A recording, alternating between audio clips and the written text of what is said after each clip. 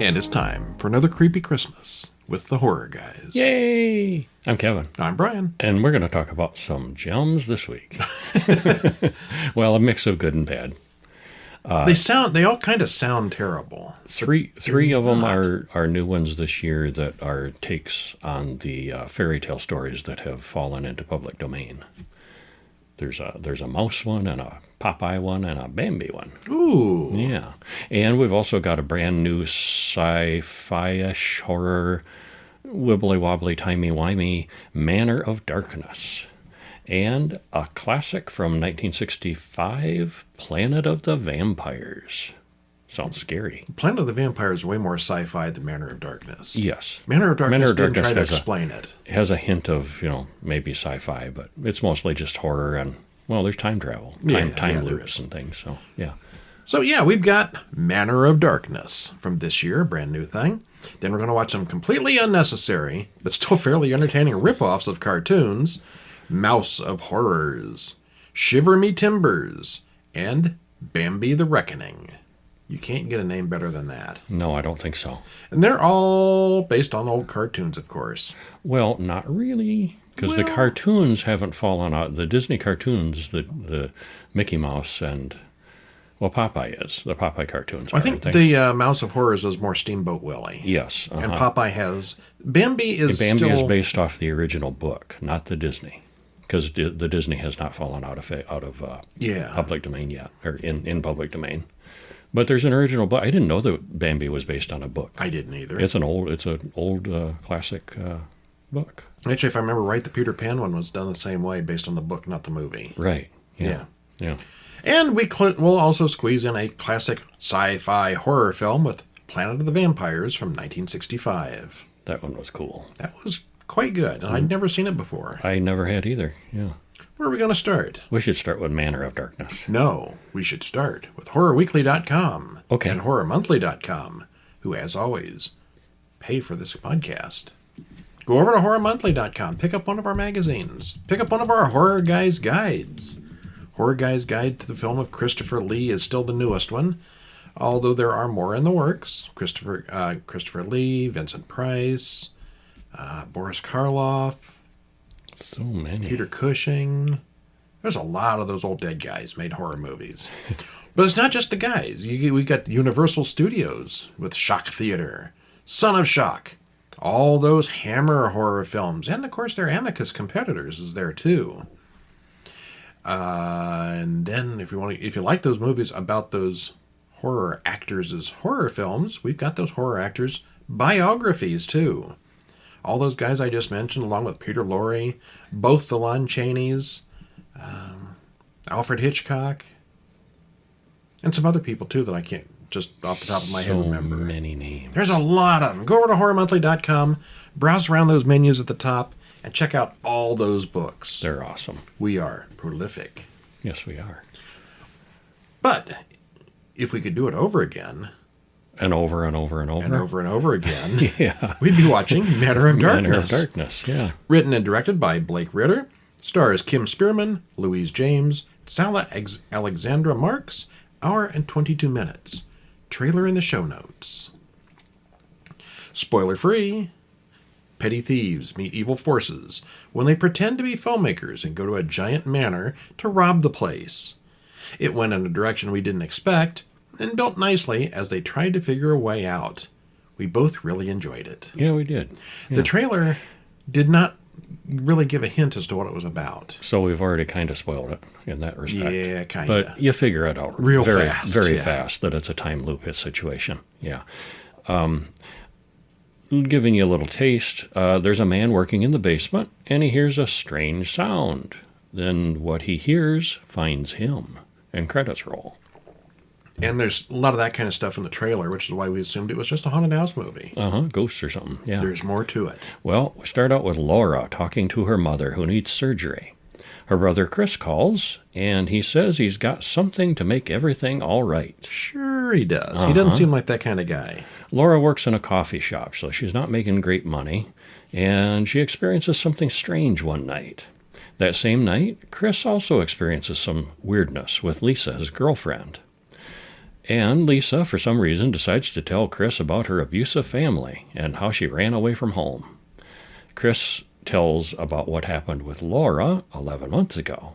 It's a flashback time. Yes. It's for our benefit, not for theirs. So we get to see that Chris and Laura were petty thieves. They broke into a house, and it wasn't exactly what Chris told her, and Laura wants to leave. They figure out that this is, or Laura does, Chris already knew, this is the house of Mrs. Wong, one of their old teachers, a lady who knows them. It's a revenge break-in. Yeah, well, it all is going good until she gets up and finds Laura and grabs a knife. And, of course, she recognizes Laura, and Chris panics and shoots her. That could have gone better. This was 11 months ago. Yeah. Well, back in the present, Laura gets a call. Now she's lost her job. So Chris and Lisa talk about his plan, how Laura doesn't want to cooperate with him. She goes to the restroom, sees something scary, and when she comes out, Chris is talking to Andy, another criminal type. And you got the feeling these two just met in the bar just right then, right? Yeah, they hadn't known each other. Would you invite somebody like that into your criminal caper that you just met like seconds ago? No, I would not. But Chris is not the smart type. Small-time criminals are often not smart, yeah. Well, the gig is some rich guy is looking for a film crew to come into his house and film a documentary. It's a really old, beautiful house, and Chris wants to use the job as an excuse to break in and steal a fortune. There's rumored to be money in that house somewhere. Yeah, treasure. Well, we then get Andy's backstory. He's divorced, but he wants to be a good father. And later, he gets a scare in the shower. Laura decides at the last minute that she does need the money and will help with the caper. So now we got a quartet of them. So the four of them arrive at the old manor house and let themselves in as arranged. They have no cell service there, which Chris even admits is a cliche. So what do? They all start up to split up to explore the place. And bad things happen. Yeah, they do. Over and then over. Bad things happen. Over and over, yeah. Now, one thing my only complaint with the film, I think, is they don't explain why. No, why they this don't. is happening. Yeah, and all four of them have a little bit of vision of weirdness before they go to the manor. They go to the house. So maybe they were already in the loop, like we at the point we first see them. Maybe that was my theory. Yeah. Yeah. But anyway. Yeah, well, anyway, there's no indication from the trailer that it's a time loop movie. So if you're a sci-fi fan, you might, although it's not really sci-fi, they don't explain any. There's no technology involved. It's Nothing some kind of weird mention. magic. Yeah, it's black magic. Time loops forces. are kind of a sci-fi idea. So if you like those kind of things, it's pretty good. Mm-hmm. Still, it's well done. It's paced nicely, which is hard for a time travel film. Usually about the third or fourth repetition, you start getting bored. But not this time. They kept it all different each time. I was not bored, yeah. Yeah, they did the same things over and over, and yet it was different. Mm-hmm. The things that happened aren't really explained at all. We know what happened. We know exactly what happened. We just don't know really why. And how they're going to get out of it. Yeah, it's pretty good. Yeah. The growing frustration with the time loop built nicely. Initially, there's just one of them who's aware that, this is a real sense of deja vu. And then the next time it happens, we've done this before. And then they have to convince the others. And then they're all aware of it. And, yeah, they're frustrated. Yeah. Yeah. Very cool. The music kept making me think of John Carpenter's Halloween here and there. We've seen a couple of movies in this past week or so that have John Carpenter-ish music. Yeah, reminiscent of it, yeah. The script is clever. I'd recommend this one. Yeah. Yeah, very good. Mm-hmm. Mouse of Horrors. Directed by Brendan Petrizzo, written by Harry Boxley and Matt Gottlieb, stars Louis Santer, Stephen Staley, and Chris Lyons. 1 hour, 24 minutes, and all those people should be ashamed. Well, it happened. Spoiler-free, an inhuman mouse hybrid is on the prowl for body parts and victims, with much of the action taking place at a carnival, which was an excellent setting. The pacing is a bit off, though, and so is the sound. But it's watchable and gory. We thought it was very mid overall. Both of us pretty much giving it a dislike. It's not the worst of these kind of movies. Yeah, but it was just, yeah. I will say of the three that we're watching today, this is probably the worst. Oh, I'm going to go with Shiver Me Timbers for my least favorite of these three. Okay. Yeah. Well, two girls are out at the docks. They've gone to the wrong place and gotten lost. They're here to meet a rich doctor with a boat. And what they find isn't what they expected. It's a steamboat, and there's a big mouse on board. They find the boat, but there's no one out there. Out of nowhere, a giant rat stabs Molly and chases Dana through the shipyards and into a closed-down amusement park. As he kills her and laughs, the credits roll. Of course, we know it's not a rat. Yeah, it's a mouse.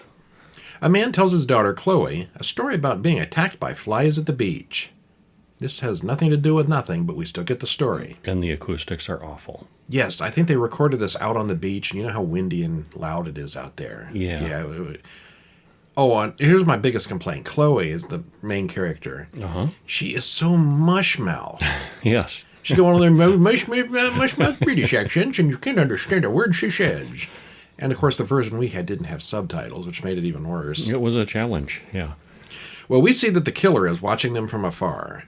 And the father has written a book about the Mouseboat Massacre. But he doesn't have an ending for it yet. How did he have the story about the Mouseboat Massacre and it hasn't happened yet? Oh, he doesn't have an ending for it yet. Oh, Doesn't know how okay. to wrap All it right. up. Yeah. Well, she goes off with her friend to a bar to meet her other friends, which are a group of obnoxious teens that the killer can pick off one by one later. They call Dana and Molly, but they don't answer their phones. Because they've already been killed. Chloe tells the story about the mouse thing as we see the mouse killing a jogger with a chain. A mad doctor created a giant mutated mouse that was crossed with a murderous prisoner. His goal was to collect the body parts of women for another experiment. The group decides to sneak into the closed-down amusement park for some fun. What could go wrong? And one of the people that works at the amusement park, they're just closed for the evening or something like that. Right. You know, if somebody snuck into an amusement park and started playing all those loud rides and things, somebody would notice and call the cops. You'd think so. And they left the park and all the lights lights are on? on. Yeah. I don't think that happens at night when a park is closed. No, they turn it off. Yeah. Meanwhile, at the amusement park, Pooh Bear, has a woman in a cage. And it looks like a scene from Pooh, Blood and Honey. And if you recall, Pooh was also a human who was mutated with a mad doctor doing experiments. Depends on the movie. Well, the one. One of them, he was an actual mutant. I don't remember now. It's stupid. one of them in this Pooh-verse. Yeah. Yeah. And this is related to the Pooh, Blood and Honey and Pooh, Blood and Honey 2, so it's the same Pooh as in those. Apparently, Pooh and the mouse are working together to gather body parts for Dr. Rupert. It's the crossover no one expected. The doctor whines about the mouse bringing him male body parts. How's he supposed to make the perfect bride with the wrong kind of body parts? Yeah, exactly. So then what does the mouse do? He goes kills another guy. Immediately. He's not smart. It's a mouse. Yeah. Okay, well, skipping down here to the bottom. Why did they not call this Steamboat Willie versus Pooh? That would have been a much better title. Mm-hmm. In A Waste No Time, I was bored even before the opening credits. It gets going better, I think, about the halfway point. It picks up. The sound is awful. I thought, yeah. Some people I could hear just fine, and others seemed to mumble everything they said. As I said, the actress who plays Chloe was so mush-mouthed we had to turn the subtitles on. Well, we wanted to. I don't think we could. I don't think we had, though. Yeah. There are some very similar plot points to 2024's The Mousetrap, even beyond just the Steamboat Willie connections. There's a lot of similarities there. Mm-hmm. Actually, other than the killer being a well-dressed mouse, there's no other Disney connection. Not that the original Steamboat Willie had a lot of story there either. You think Steamboat Willie, you think of him standing on a steamboat, doing his little dance of whistling and whistling. Yeah. Uh-huh. That's the thing. That's the it. whole thing. Yeah. Uh-huh. This mouse is clearly an Art the Clown wannabe, doing all the mimey kind of things. It's also kind of reminded of the Jester by his character's mannerisms. He reminded me a little bit of the Joker, too, the character, the Batman character, Yeah. the Joker. I thought that was a bright spot, his performance. Oh, he was good. I like Yeah. him, yeah. Yeah. But it's got no real plot other than teens being killed by one. The CGI is some of the worst I have ever seen in a released film. Remember what happens with Pooh at the end? Yeah, I think so. This, The shark? yeah.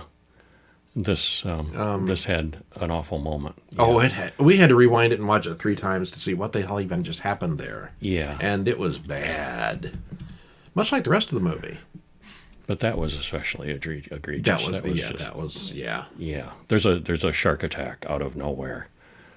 A shark leaps. I guess it was a shark. It was kind of a blur, and you can barely tell that's what it is. And like, where did that come from? And yeah, it was rushed, and yeah. Okay, and I was going to say that I liked it more than disliked it, but by the end I had changed my mind. I disliked it more than I liked it. You mentioned the Frankenstein elements. I hadn't even picked that up, but yeah, they are trying to the build a bride. Doctor was trying to build a bride out of spare parts. Yeah, and then the guys were fighting over who was going to get the bride. I guess we did get the subtitles working, because you mentioned here the flesh squelching repeatedly. Yeah, we did. Yeah, I think we're thinking of another one where we can get the subtitles working. But yeah, the gore is good when the subtitles say flesh squelching. Repeatedly.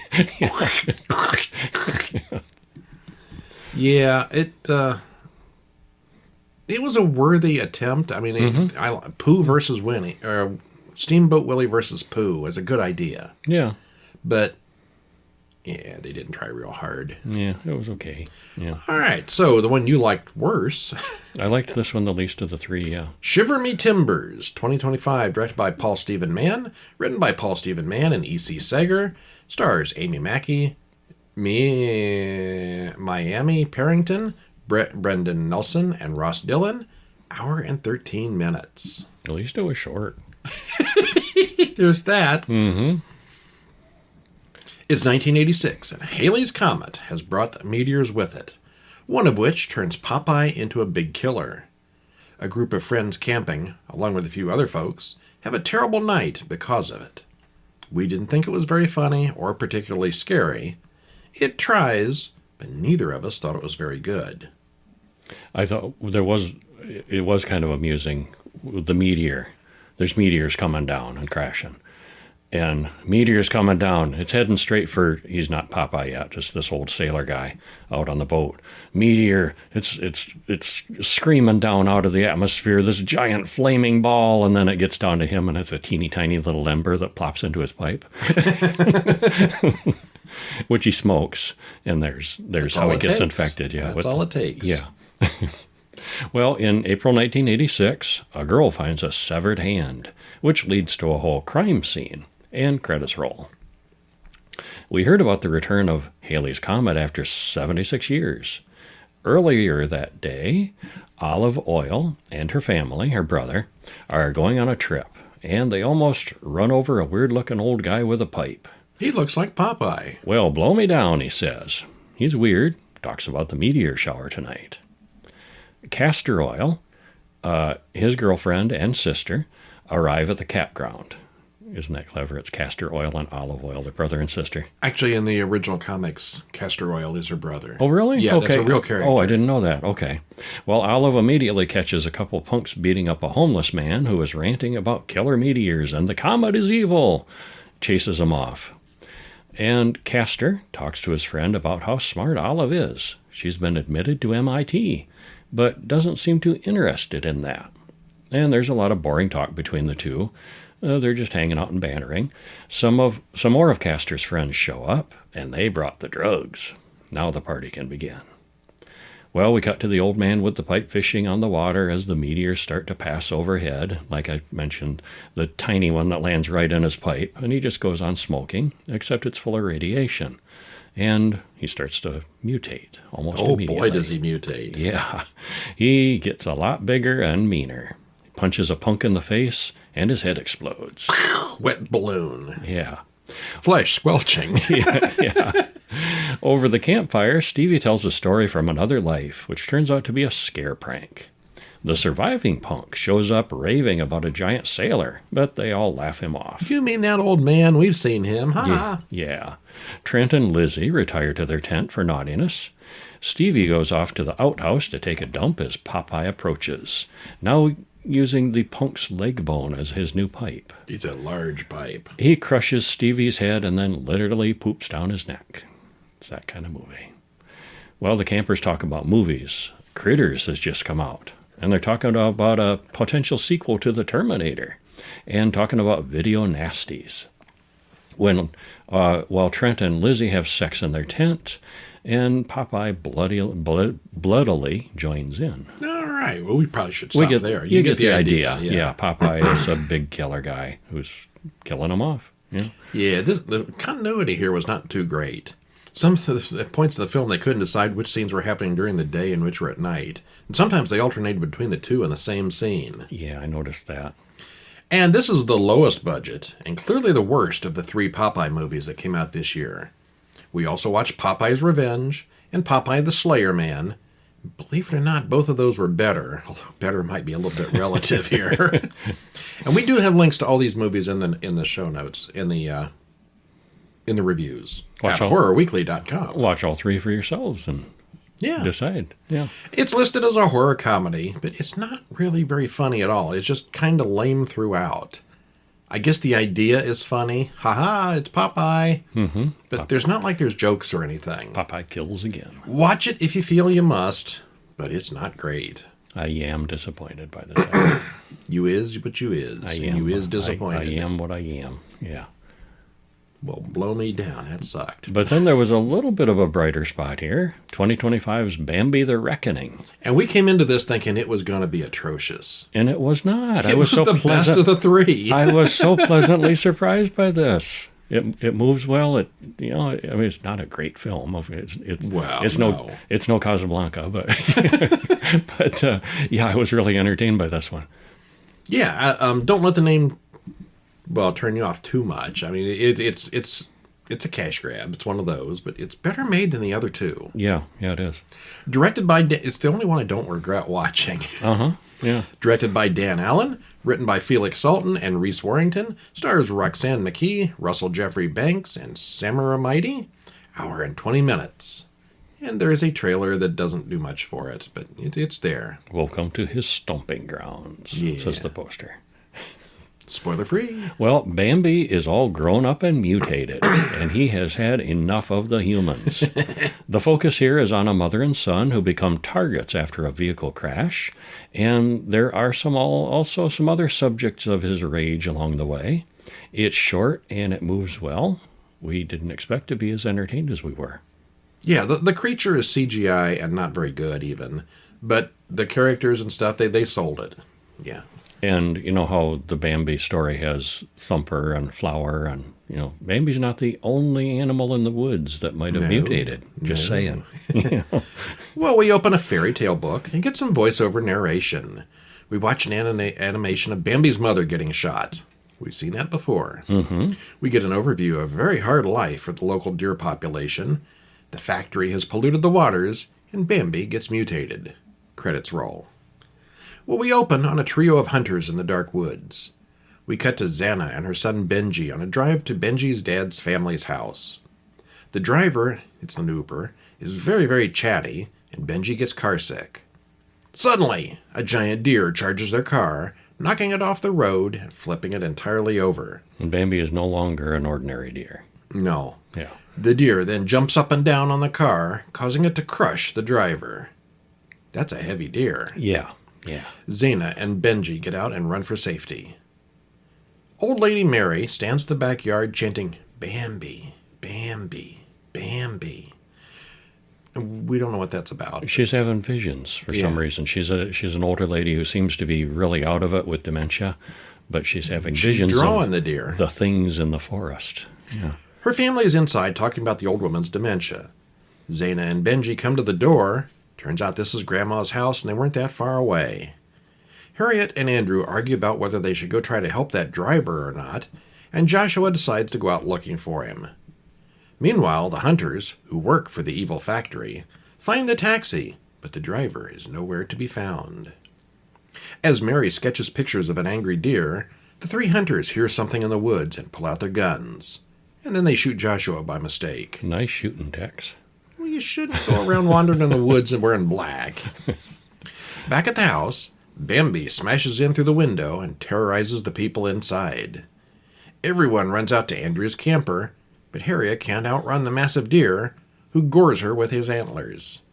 As they drive away, the deer pursues them. Finally, they break away. All right, and more stuff happens because they don't really get very far. The hunters team up, and yeah. all sorts of good times. Yeah. As you already said, this is based on the 1923 book, Bambi, A Life in the Woods, not the much more well-known 1942 Disney cartoon. I've never read the book, I have seen the cartoon, and it all made perfect sense to me anyway, so don't worry about that. The creature effects are less than stellar, but overall the story moves along nicely and doesn't slow down or get boring. I haven't seen a horror movie with a stupid kid putting everyone else in extreme danger in quite a while. This has literally 2 of them, but one doesn't last long. Yeah. This kid is just the dumbest thing ever. Well, in the people, Let's all hide in the woods, and the kid turns on a loud screaming siren thing.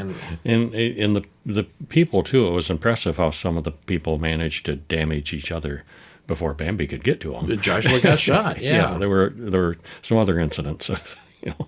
But overall, it was way better than I expected. Not great. It's not going to win any awards, but better than expected. It was a dumb but entertaining. Yeah, I think all these kind of movies are. Yeah. These But this was actually entertaining throughout, I thought. Yeah. Yeah. If it wasn't for the next movie, that'd be my favorite of the week. But the next one is Planet of the Vampires, 1965, which sounds a little ridiculous. I'm surprised it's not better known. It is a little bit ridiculous, but I thought it was really Actually, there's good. a lot here. Now, thinking of those costumes, there's a lot here that's ridiculous. Well, but it's 60s future, 60s vision of the future. Yeah.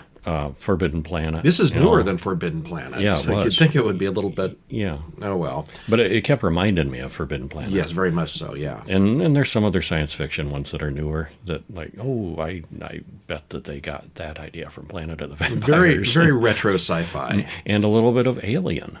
Yes, Alien took this as an influence. This was an influence for Alien. Yeah. Directed by Mario Bava, written by Renato Pestriniero, Ib Melchior, and Alberto Bevilacqua. Stars Barry Sullivan, Norma Bengal, and Angel Aranda. Hour and 28 minutes, and there is a trailer on the show notes. I don't know where we saw this, probably Tubi, but it's definitely streaming online. You'd watch this easily enough. Yeah. Spoiler free. After a crash landing on an I will start that over. Alien planet. Alien planet. After crash landing, yes. Fixing their ship and taking off again is only one of the problems that a crew has to deal with.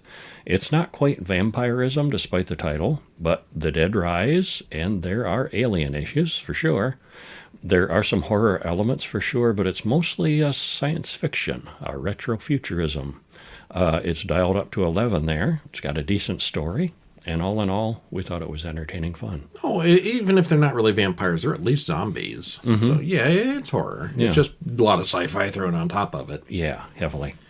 We zoom in on a spaceship and then see what's inside. And that right there is the worst part of the movie. Those space shots are pretty awful. Seeing the spaceship. Yeah. But there's not much of that. No. The bridge crew is all decked out in high-necked black leather uniforms that are crossed between the X-Men and leather daddies. They sure are. They're picking up strange signals from a point on a nearby planet. Captain Marky Mark? You Mark. Calls the other ship, and Mark's brother starts to say something when the ship loses contact. Suddenly, the gravity goes crazy, and everyone experiences 20G as is that even possible? It is possible, but you wouldn't do very well. Especially they're just sitting in regular chairs, too. They'd be all kinds of dead. Can people... I don't know what the limit is. That sounds like a lot. It's an awful lot. Anyway, they do 20G as they approach the nearby planet. Somehow, they regain control enough to land on the desolate planet, and when they recover, Mark's crew wakes up and everyone attacks each other. What? The ship's doctor staggers outside, and the atmosphere clears his mind. He doesn't know why he behaved that way. Mark and Wes inspect their ship outside, and everything looks normal enough. It was an excellent landing, even if they can't remember doing it. They find the other ship on their sensors, but can't tell how badly it's damaged. Mark and several of the men go outside and explore the alien rocky terrain. They get to the other ship, the Galliot, and immediately find a couple of corpses outside. They fought and killed each other. Mark comes to the conclusion that this was all planned by someone. When they look through the windows, it appears that they're all dead inside. Mark and the others go back to their own ship, the Argos, for tools, and leave Eldon at the other ship to guard the bodies. As soon as they leave, he starts hearing voices. When Mark and the others return, all the bodies are gone, as is Eldon. Also, whatever happened to the signal the ship had been receiving for the past 2 years? Someone lured them here. The signal is gone now, and the Argos' solar batteries are drained, so they may not even be able to take off again when the time comes. Outside, the dead crawl out of their graves and rip off their plastic shrouds. And we'll leave it at that. The dead have risen. They have. Yeah. It's no forbidden planet. But the sets and costumes are on the same par. It's said to be one of the original influences for Alien as well. Several shots and ideas are very similar. When they get out and explore the alien ship, yeah, that's just like the thing. It's much more brightly lit than Alien, but it's the same scene, basically. And they find a giant mummified alien. It's not an engineer. Yeah, it's not an engineer. But it could be. Yeah. The spaceships are miniatures filmed way too close up, and they don't look very good at all. The planet, well, colorfully lit like an episode of old Star Trek, is hazy, smoky, and effectively creepy and alien. The creatures are more possessed zombies than vampires, but they're still undead. They really are undead. They're not, clones or anything. Right, yeah. It's very dated in a 1960s sci-fi way, being way too colorful and sharp, but otherwise it was very good. I was surprised I'd never seen it before. Yeah, I'm surprised this didn't show, at least as much as Forbidden Planet. It's not as good as Forbidden Planet, but it's close. So what's your favorite of the week then? Planet of the Vampires. Okay. I'm going to go with Manor of Darkness as my favorite. Planet of the Vampires is number Manor 2. of Darkness was very well made, but, time loop movies, we've seen so many time loops. But this was a good one, and I still liked it. Okay. Yeah. All right. And Bambi at number 3. On another week, Bambi would have done higher, I think. Yeah, it could have, yeah. All right, and that is all we have got for you this week. Tune in next week when we will have 5 more horror movies. Let's see what we might have here. Let me look at the list. There will be a Godzilla movie, of course. Godzilla 2000, if I'm not mistaken, right? No, 1998. 1998. Okay, we're not. 2000 comes the following week, probably. Okay. I think we're going to visit the town that dreaded sundown. Okay, I saw that one when I was a kid. Creeped me out. And we're going to watch The Deaths of Snow White, another fairy tale movie that we didn't fit into this week, but should have. Didn't have time for it. It's all right. And some other good stuff. And some, maybe not some good ones. We'll see. It's a surprise. Yeah.